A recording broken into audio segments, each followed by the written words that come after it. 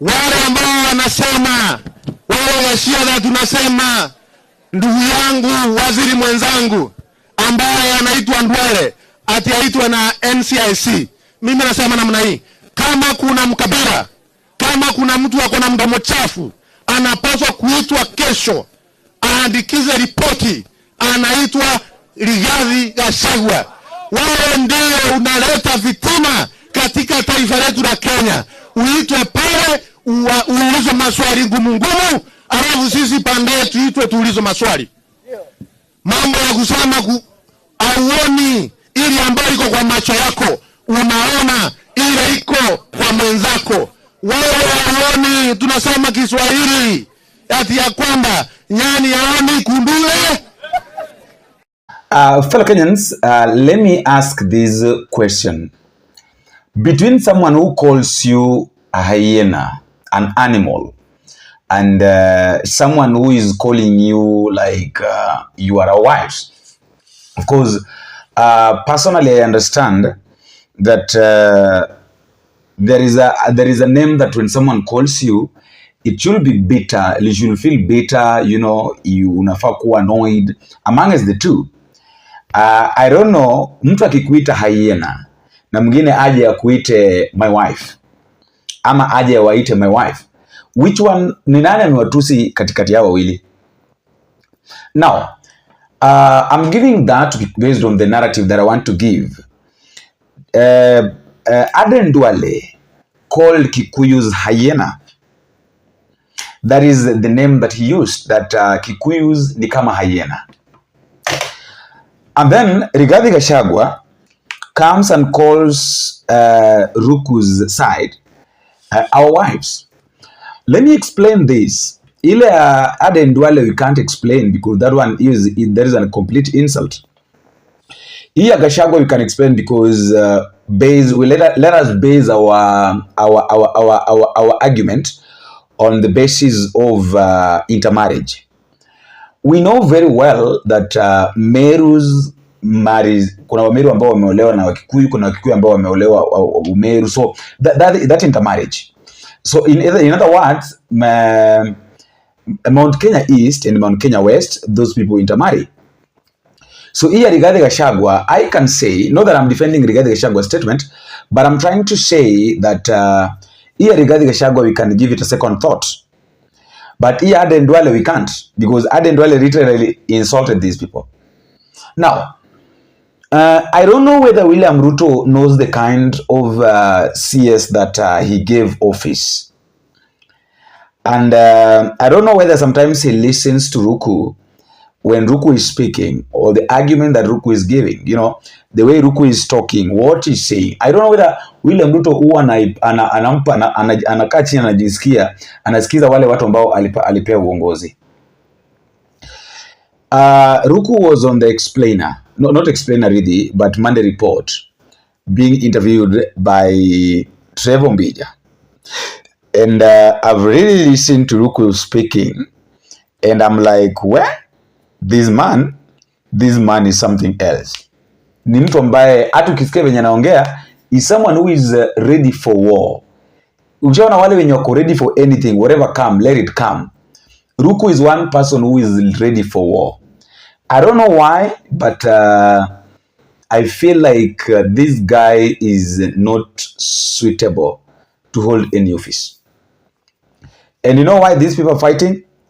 People like Ruku are fighting because right now, Ruku is going to lose everything. William Ruto akikosa kuchaguliwa tena is going to lose that CS position, and is really going to tarmac for him to be elected again. That is why hawa watu wote wenye naona wanapiga kelele two term, ukijaribu kuangalia ni wale wenye kwa serikali wanahofia kwamba Ruto akipoteza bila shaka nao pia watapoteza. Listen to Ruku, and then after listening to him, you tell me what you think at the comment section. Please watch the video up to the end, and also don't forget to subscribe. Watch this. Who fought for the independence together with other generals. So this has been the case for the years. I was shocked to hear him speak in Embu on Sunday where he referred to Embus and Merus and people from Tharaka-Nithi as wives to Kikuyus.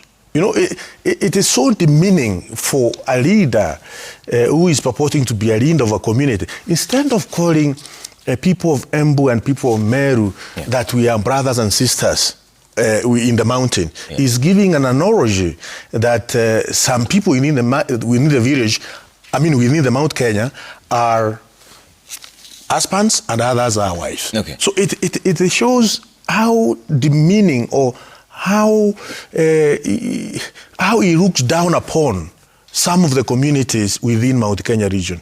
And Trevor, when we say that Ruos, we have Ruos in the nation, we have Kikuyus in the nation, we have Courage in the nation, we have Turkana in the nation. Kenya is made up of all these communities. It's the same case. Yeah. In Mount Kenya, we have communities. We have Merus, we have Rakas, we have Kikuyus, we have Mberes, we have Embus. We are communities within and section, Article 11 of our Constitution recognize the aspect of a culture. Okay. And what defines a culture is traditional customs. Okay. Waziri, stay with. Now they want the deputy president slot and 50% of. Let me say this without avoidance of doubt. The seat of deputy president is not vacant. We have Professor Kithure Kindiki, a gentleman who has performed very well in being the principal assistant to the president. He has actually outperformed himself. He's a nationalist. He's not a tribe or chauvinist like. Will you still support the president if that deputy slot goes? I know that question came up in today's morning interview, and it has elicited so many all manner of opinion across the social media. It's just a yes or no? No, it's not about yes and no. What I want to say, Trevor, is that there's no room for such kind of a question or scenario, because the seat of the deputy president is not vacant. Not once, not twice. President William Ruto has come out strongly to declare his confidence with his deputy. Not once, not twice. There is no room for even thinking that we can go that direction.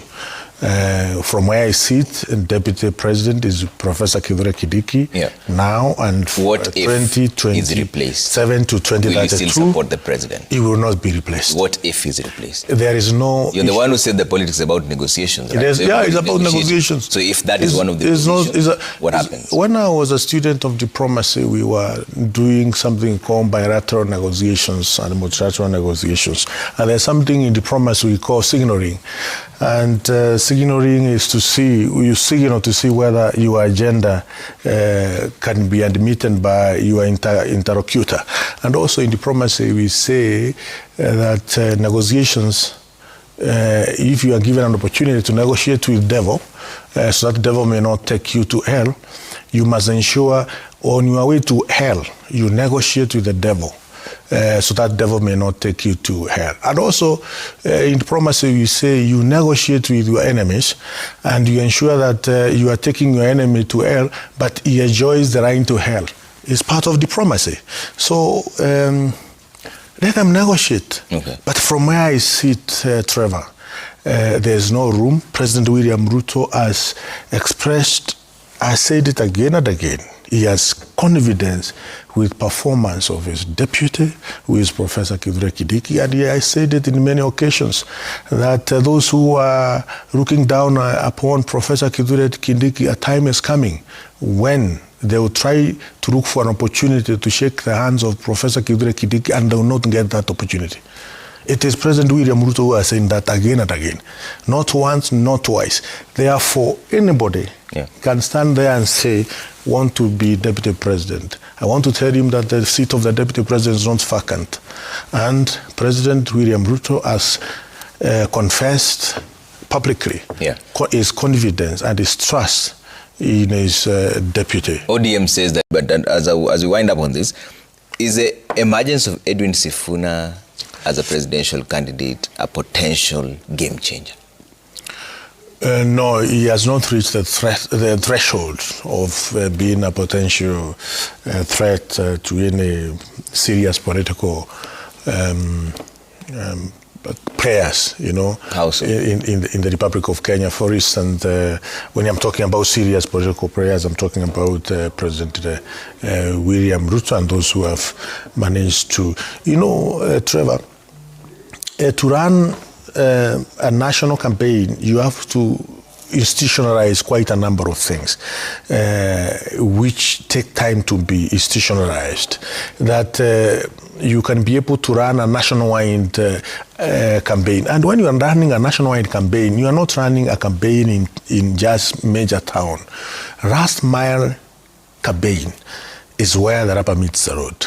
Instead of going to, let's say, Nakuru town, and you have a big rally, well attended, which other major centers within Nakuru County we have managed to go to? We are talking about Rongai, we are talking about Girgir, we are talking about Naivasha, we are talking, all these areas of Nakuru County, for instance. Going to so you don't think it's a threat going at all? to no is not a threat at all, and that's why even the polls which have been done, and I saw the fastest rising in is coming up better than Kalonzo Musyoka and better than Matiang'i, which is something impressive. All of whom have been there longer than him. So how then do you say that his rise is not a threat? But I don't anticipate that he will be able to go beyond 15%, which is fairly good.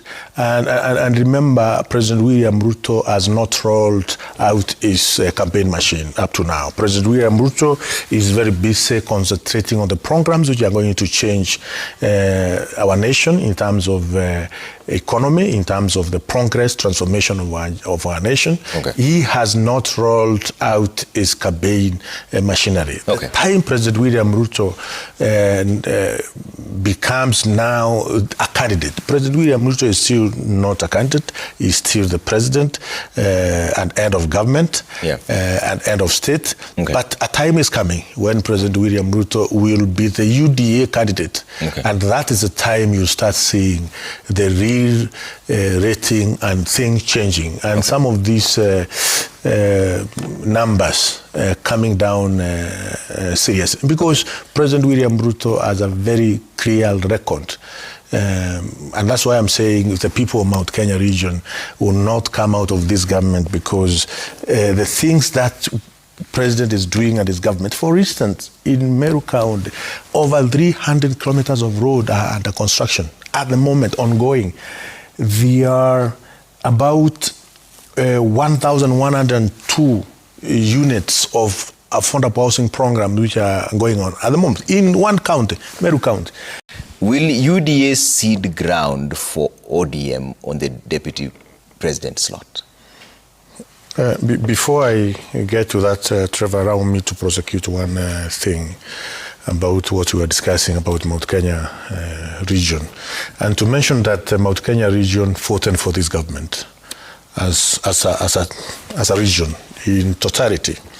And therefore, we have formed a government where most of the cabinet secretaries come from Mount Kenya region, where PSs in this government come from Mount Kenya region, where we have CEOs and chairmen of different parastatals come from Mount Kenya region, and directors, and including ambassadors, come from Mount Kenya region. Therefore, and not only that, the cash crops from Mount Kenya region, that tea, coffee, milk, the prices of all these agricultural commodities have improved under the leadership of this administration. Therefore, there was a deputy president who was in 2022 to the time he was impeached from Mount Kenya region. At the moment, we have a deputy president who also comes from Mount Kenya region.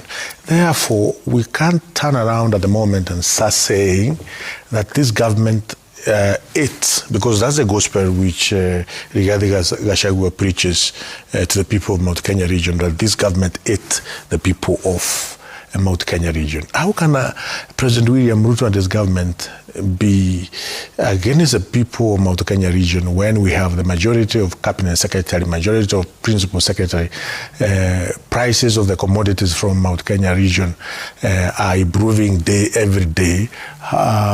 It is those positions now that ODM wants. In fact, they're saying it's that or nothing at all.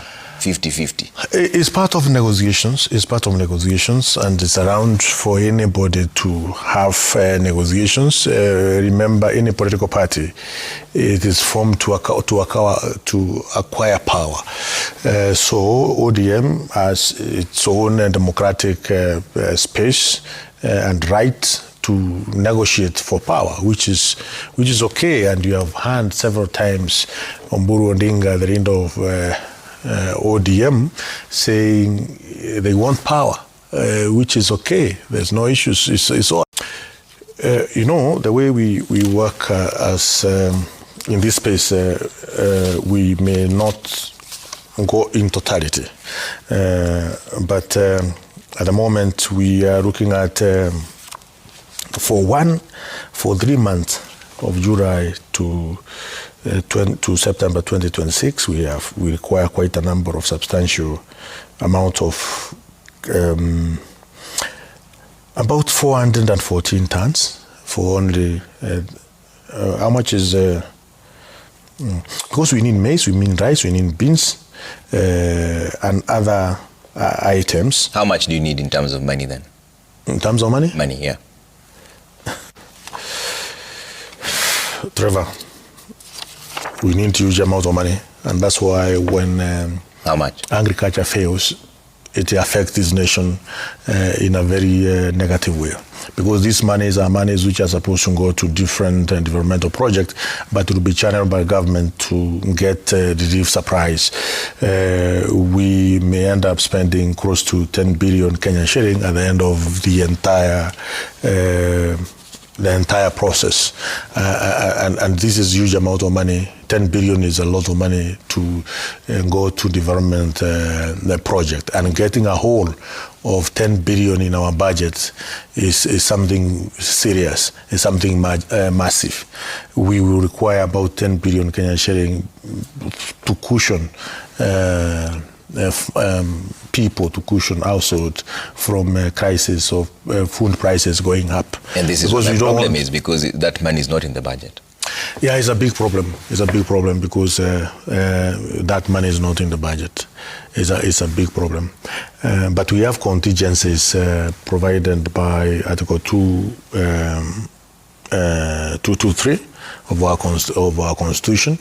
But all said and done, any monies which are going to feed the nation, to cushion the country from having higher prices of food commodities, is a negative thing to our economy, because this money should go to our schools, should go to our roads, should go to our market and other important development projects which this administration is pushing. But I think this year, next year, is the year we are going to experience this again, because we are going to, the government and president has put in place the National Infrastructure Fund. It has 2-point-something billion Kenyan shilling, which is already there. The structures of the National Infrastructure Fund have been put in place. The board is in place. At the moment is the recruitment of the CEO, which is going on. And once we have a CEO, then we'll have employment of other senior staff, so that to make this fund operationalized. And once but the National Infrastructure Fund will not be funding emergencies like this? Yes, it will not be funding emergencies. It will not be funding such kind of food supply. But it will fund irrigation projects, so that we may not be relying on rainfall. We are complaining as a nation that the season has failed. A lack of precipitation should not mean the season has failed. There are many countries, especially in the Middle East. In the Middle East, where there is no precipitation, but there's no food insecurity. So we are looking at a situation where this nation will not be experiencing food insecurity because of lack of rainfall, especially. Food crisis. Yes. We know now that the farmers are saying they're facing crop failure. How bad is the crop failure, and what are we expecting in terms of food production compared to last year? The entire of bread basket area, which we call, which is the Rift Valley and western part of the country, where a lot of maize come from and other cereals come from, this season has not performed well. There will be minimal harvest. What percentage are we looking at here? Cereals is below 50%. It's below 50% in terms of the harvest which should be able to come from this region. Okay. And when we are talking about below 50%, is a very serious crisis, because this nation depends on productivity of our farms, and the region which we have maize, beans, and other cereals coming from has not performed very well for this season. The government is well informed, very well informed in terms of the data, and different government entities, because we are working as a team, Ministry of Agriculture, National Drought Management Authority, and other government institutions. We are well briefed. The Meteorological Department also is conducting its own independent review on how things tend to be. And the data shows that we will not have harvest for this season as the previous harvest, and so government is prepared. Less than 50%. Yes. That's where we go now. So what is the plan then to cushion the most vulnerable? Have you mapped out the regions? Yes. Do you know where Yes. you will need how much food? Yes. We at the moment we know the regions which are, but basically it's not even. It's almost, we have first the ASAR areas, which throughout the year depend on relief assistance. For instance, we have 23 ASAR counties, arid and semi-arid counties, which depend on Government of Kenya provision of relief supplies throughout the year. Whether season was proper in areas where we expect greater output of maize or harvest of maize and other cereals. We have Mandera, we have Turkana, we have Wajir, we have Tana River, we have Garissa, we have Samburu. So apart from these 23, how many other counties are facing possible extreme food shortage? We are seeing Baringo, we are seeing Trans Nzoia, we are seeing Uasin Gishu, and these are counties which normally on a normal season have a better harvest. So government has come up with the contingency plans. Remember, Trevor, preparedness help us in minimizing the costs in future.